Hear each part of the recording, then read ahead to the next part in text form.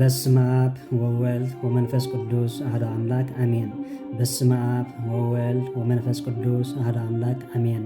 በስመ አብ ወወልድ ወመንፈስ ቅዱስ አሐዱ አምላክ አሜን። ሰላም መፍቀርቲ እግዚአብሔር አምላክ ከመይ ኣለኹም ከመይ ቀኒኹም? እሺ ከም ፈቃዲ እግዚአብሔር አምላክ ሓንቲ ሕፅር ዝበለት ፅሑፍ ሒዘ መፅእ ኣለኹ። ንሳ ድማኒ ኣብ መንጎ ታሪኻዊ ወይ ድማኒ ባሕታዊ ኣቦን ኣብ መንጎ ዲያብሎስን ዝነበረ ሃይለ ቃል እዩ።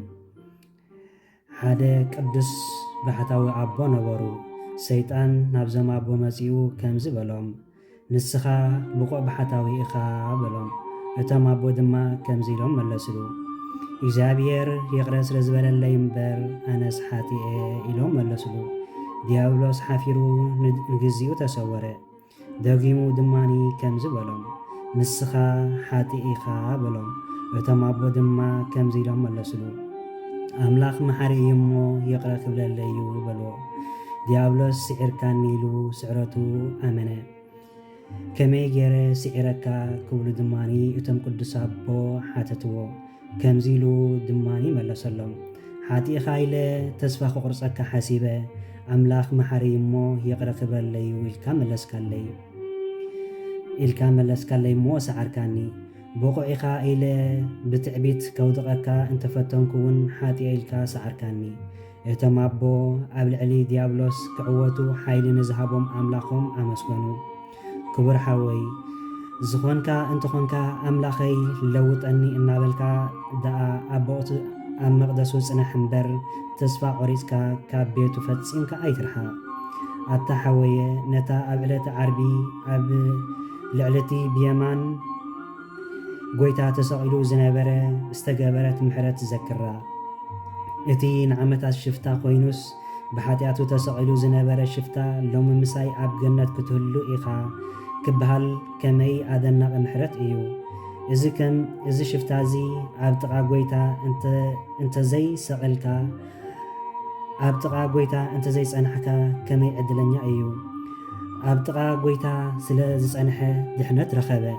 ንስኻ እውን ሓወይ ነታ ተስፋ ክቑርፀካ ዝፍትን ዲያብሎስ ኣብ ጥቓ ኣምላኸይ ምጽናሕ ይሕሸኒ ኢልካ ገጽ ክላእዮ እምበር ክላእ ኢልካ ተስፋ ኣይትቑረጽ። ነዛ ናይ ነቢይ ሚልክያስ ቃል ኣብ ህይወትካ ተጠቐመላ ክትዕወተላ ኢኻ። እታ ቃል ከምዚ እያ ትብል፣ እንተወደቅኩ ክትንስእ እየ፣ ኣብ ጸልማት እንተተቐመጥኩ እውን እግዚኣብሔር ብርሃነይ እዩ እሞ ጸላእተይ ደስ ኣይበል ክበላ። ሚልክያስ 7:8 በቃ ጸላእየይ ደስ ኣይበልካ በሎ። ምኽንያቱ እንተወደቅካ እውን ክትትንስእ ኢኻ። ኣብ ቤተ ክርስቲያን ምህላውካ ሕጉስ ኩን፣ ክትልወጥ ኢኻ እሞ ትስፉ ኩን። ኣልቦ ዘከማየ ኣበሳን ኃጢአትን ገባሬ። ኣልቦ ዘከማየ ኣበሳን ኃጢአትን ገባሬ። ወአልቦ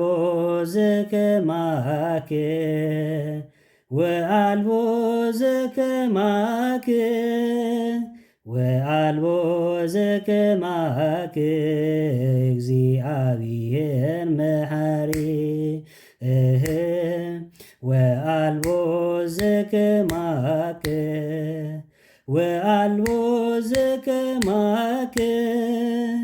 ወአልቦ ዘከማክ እግዚአብሔር መሐሪ።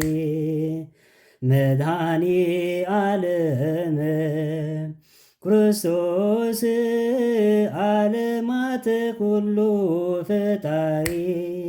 መድኃኒ ዓለም ክርስቶስ ዓለማት ኩሉ ፈጣሪ።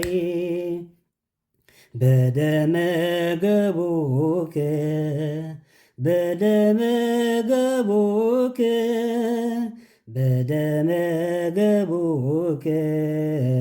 ኃጢአተይ አስተስሪ።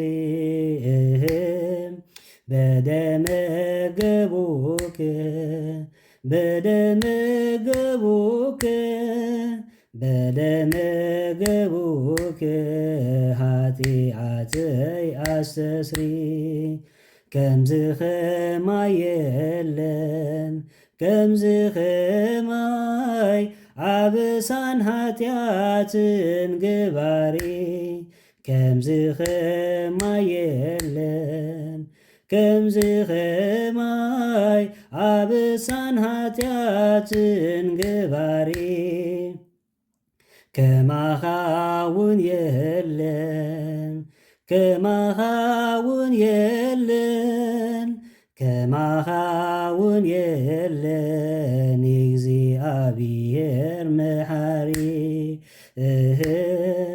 ከማኻውን የለን ከማኻውን የለን ከማኻውን የለን እግዚአብሔር መሐሪ መድኃኔ ዓለም ክርስቶስ ናይዝ ዓለም ኩሉ ፈጣሪ መድኃኔ ዓለም ክርስቶስ ናይዝ ዓለም ኩሉ ፈጣሪ በደምናይ ጎንኻ በደምናይ ጎንኻ በደምናይ ጎንኻ ኃጢአተይ ኩሉ አስተስሪ በደምናይ ጎንኻ በደምናይ ጎንኻ በደምናይ ጎንኻ ኃጢአተይ ኩሉ አስተስሪ አልቦ ዘከማየ ዘከማየ አብሳን ኃጢአትን ግባሪ አልቦ ዘከማየ ዘከማየ አብሳን ኃጢአትን ግባሪ ወአልቦ ዘከማከ ወአልቦ ዘከማከ ወአልቦ ዘከማከ እግዚአብሔር መሐሪ ወአልቦ ዘከማከ ወአልቦ ዘከማከ ወአልቦ ዘከማከ እግዚአብሔር መሐሪ አሜን አሜን። ስለ ቅዱስ መዝሙሩ ዝኸበረን ዝተመስገነን ይኹን። ስለ ሃይለ ቃል እውን ዝኸበረ ዝተመስገነን ይኹን። እሺ እዚ ባሕታዊ ኣቦ ብሓቂ ኣብ ልዕሊ እግዚኣብሔር ኣምላኽ ዘለዎ እምነት ብምግላፅ ዓብዪ ሃይለ ቃል ተዛሪብናን ምሂርናን እሞ ሂወትና ወይ ድማ ኣእምሮና ተስፋ ኣብ ንቆርፀሉ ወይ ድማ ፈተናታት ኣብ ዝበዝሓሉ ግዜ ሰይጣን ብዝኾነ ምክንያት ክፍትነና ኣብ ዝፍትነሉ ግዜ እግዚኣብሔር ኣምላኽ መሓሪ እሞ እግዚኣብሔር ኣምላኽ ክምሕረኒ እዩ እግዚኣብሔር ኣምላኽ ይቕረ ባህሊ እሞ እግዚኣብሔር ኣምላኽ ይቕረ ክብለኒ እዩ እናበልና ተስፋ ክነቁርፆን ንሂወትና ድማኒ ተስፋ ክንዘርኣልናን ቅዱስ እግዚኣብሔር ኣምላኽ ፈቃዱ ይኽነልና። ከም ብዝሒ ኣበሳናን ሓይጣትናን ዘይኮነሲ እግዚኣብሔር ኣምላኽ መሓርን ሸፋንን እሞ ንጉድናን ሓጢኣትናን ክሽፍነልና ሰናይ ምሕረት ናይ እግዚኣብሔር ኣምላኽ በረኸት ረድኤት ናይ ኩሎም ቅዱሳን ጻድቃን ተረዳእነት ኣብ ልዕልና ይኹን። ንዓይ ንድኹም ሓዊኹም ድማኒ ጽኒኢልኩም ስለ ዝሰማዕኹምኒ እግዚኣብሔር ኣምላኽ ጽኒኢሉ ይስማዓኹም። ኣሜን። ወስብሐት ለእግዚአብሔር።